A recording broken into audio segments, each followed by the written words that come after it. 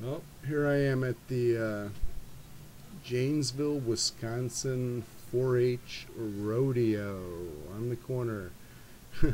Across the street is a church of all things. So there's churchgoers in town all around the neighborhood. The people are bringing their kids and their dates to the rodeo, and this is the first year the rodeo is joining with the 4-H fair that is the longest running in the country, the 4-H fair. And 4-H teaches children how to disconnect from reality by they give them an animal to take care of, and when the animal becomes best friends with the child, they feed them, take care of them, and then they're told to sell their friend, their best friend that they'll ever have in their life. They're told to sell their friend, and their friend will be murdered and eaten. It's a pretty bad lesson, really, and to think that this is happening in Janesville, right in my backyard. So I was kind of excited to go there with my bullhorn, and I got a new microphone for my camera, which was not plugged in, so the audio was lost, and it was some really good stuff. I was getting into it with some corpse-munching rodeo cowboys on the other side of the fence, and was talking with children in line. Here I am, like, directing my comments at these little kids in line about the animals that they're going to be chewing on, and to think about how they feel when they're clapping when an animal gets wrestled to the ground. The kid's looking back, he's thinking about it, and you'll see people throughout, like, just looking off and staring. Like, at one point I think there's this woman in the street just staring, wondering what she can do to stop our protest, and there's not much they can do. There's some other protesters in back with signs there. And so this park is like in a residential area, and there's houses all around this park. It's Rock County Fairground. Someone just pelted us with an egg there, and there's the egg on the ground. And can you believe that? 2010, immature people who have nothing even to say, they can't even yell back something, from somewhere inside the fence there, they threw an egg, and it turned out it was these teens, like 20-year-olds. They were on the side of that barn area over there. They had their drinks, and they were sitting in the shade just listening to me go on my rants, my corpse-munching rants. And a couple points they shouted back some things, and then I got into it with them. And the police were there too, and got into it a bit with the police. They didn't want to do much about the egg being thrown at us, and so towards the end of this video you'll see me getting into it with them, you know, asking to press charges and have them investigate who threw the egg. And so I told him I thought it was these people over here, and so he went and he talked to them, and so that was something we held over their heads. You know, if they were to arrest us or anything, we could always say, well, hey, you know, we had eggs thrown at us and we didn't file any complaints. You know, and so you can kind of see them back behind that chain fence where all those kids were. And I was walking down that way in the grass too. That's Allegrea with the pigtails and the sign. She organized the event. She's in Janesville. She's been vegetarian since a little kid, and then vegan since like 2002 or 3. She's been doing these events, so pretty cool. And you can see the cop there behind the fence. He's talking with people. They're probably all asking him, you know, can you arrest these guys? Can you get them out of here? You're making us look bad. And here's a big corpse-muncher here coming in his van. He's probably got a little truckload of weenies in back there he's got to deliver. People are gobbling down inside. So there you can see the people behind the fence are sitting on their chairs back there. Those are the people that threw the egg. There's the church across the street. You can get a load of that woman over there standing in the street. She just looks really pissed off that we're over there. She's just kind of looking, wondering what she can do about it, but not much she can do. So couple guys actually seemed like they had never heard of these ideas before, and they actually were well received. They said never thought about that way, and one guy said, I'll be thinking about what you said. You know, and so that was cool. And so as they're going in, that's what I was trying to do, was use real language to be out there and give people something to think about when they go inside. And that's to look at how they feel when they're getting excitement or joy out of watching an animal being wrestled to the ground and having its legs tied up, and you know, everyone's cheering. Take a look around. I said, look at all the people chewing on animal flesh and eating and drinking the secretions of animals and moldy things like cheese. And then I went into big rants about veganism and living longer and polluting the planet and the rising level of the ocean. I went through all of it. I gave those kids, I kind of paced back and forth in this area so those kids behind the fence would have an earful. And towards the end of 50 minutes of me walking around with my bullhorn, I attracted quite a crowd behind the fence. And it was kind of ironic because Allegrea said to me that look at this, they pay money to get inside to see a rodeo, and what do? They stand near the outside of the fence, you know, looking on the outside at us. And it is funny to think that they paid to go in there. They waited all year for this, and then what do they do with their time? They spend it watching us and listening to us.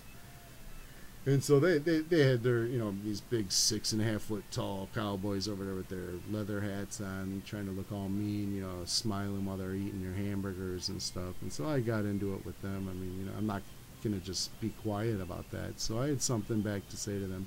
So I went into some rants about mad cow and Creutzfeldt-Jakob disease, and then I went into a big thing about poop and E. coli and how I bumped into a meat eater, a corpse-muncher the other day, and I got real close to them and I had to breathe their breath, and it smelled like E. coli.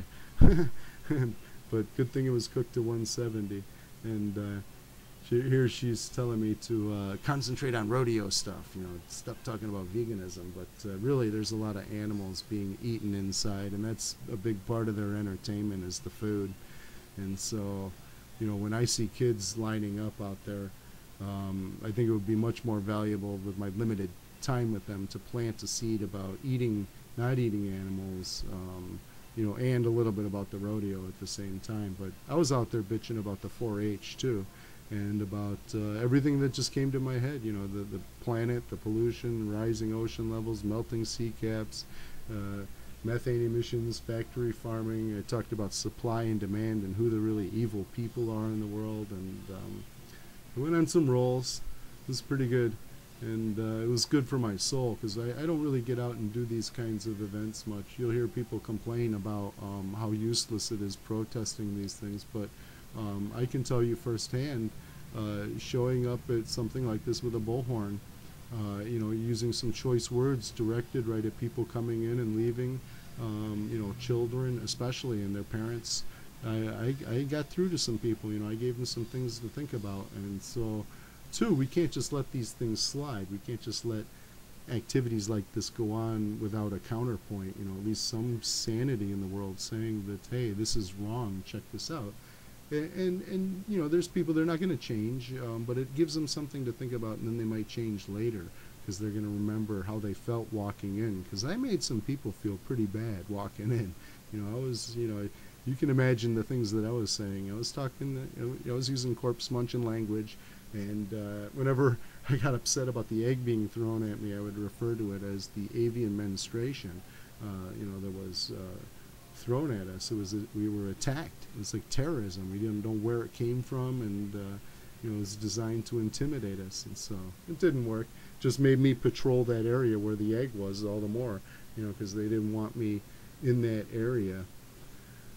So coming up in, like, I don't know, a minute or two of this video, it's only 4 minutes more, you see an encounter I had with the police where they are trying to calm me down because I'm upset about the egg and that no one's doing anything about it. Because you can see I'm pacing back and forth, and every time I walk by that egg, and to me, you know, a vegan animal rights activist, an egg on the ground, you know, that's pretty bad stuff to walk by and look at every time. So I start steaming over it at one point, and I got the megaphone, and I'm only 5 feet away from the policeman. Now my megaphone's pointed toward the backside of me, and I'm facing him with the handheld mic, and I'm speaking through the bullhorn so everyone hears it, and I'm saying, I want you to do something about this egg. I want to press charges. I want an arrest made. I want you to investigate and find out who threw this egg, because it was designed to intimidate us, and it really hurts our feelings to have things thrown at us. And so you know, I start raising a little more hell, and then he's just standing there. The cop is just standing there, stone-faced, staring out into space, doesn't say anything, doesn't do anything, doesn't even flinch. He's like one of those English guards, you know. And so, you know, that really gets me mad that I got no reaction out of them whatsoever. And so they saw I was getting pretty heated, and then they eventually pull me aside out into the street, and they talk to me, and they, you know, they're like, calm down, you know, we'll go talk to the kids, we'll go over there and see who threw it, and you know, we'll try and make sure it doesn't happen again. So they calmed me down. So then I went back you know, to the bullhorn shtick for a while. So I did that for maybe 50 minutes, from 12, like 12:50. We were out there from 12 to 1, and then they were going back at 4 to 5. And so, you know, for just something to do on a weekend, an hour, you know, to just grab the bullhorn, I think it's pretty cool, man. I'm gonna do it again, and you know, it's good for my soul. Like I said, I was feeling you know, bad if I don't get out and do something, and some people want to go to a fair and watch animal cruelty and eat animals. I'd rather stand out in front and not eat anything, and just talk about what's going on inside and warn people, especially children. Here's some kids walking by. You can see they're looking back, and I kind of follow them around the corner. I see they're interested, and so then that woman was in the way. Yeah, so the people right at the gate there, right at the entrance, got to hear 50 minutes of Warwak. You know, these people walking by, they only hear 1 or 2 minutes.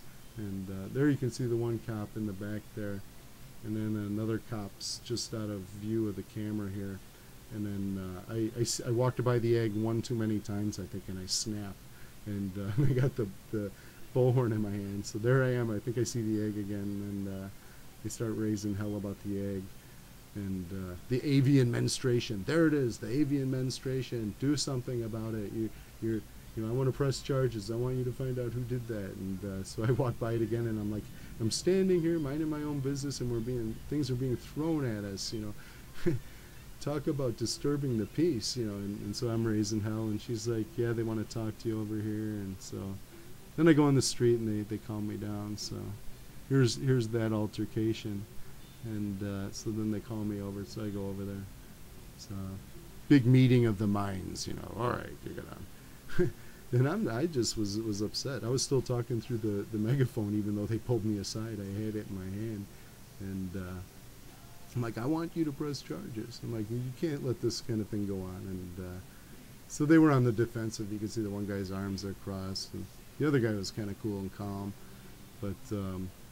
You know, so there I'm showing. They're like, who do you think threw it? And I'm like, I think those people behind the fence right over there threw it. And he's like, so we'll go talk to him. And I'm like, all right, that's cool, as long as you're gonna investigate the matter. And here's the woman that was actually hit with the egg, saying she doesn't want to press charges.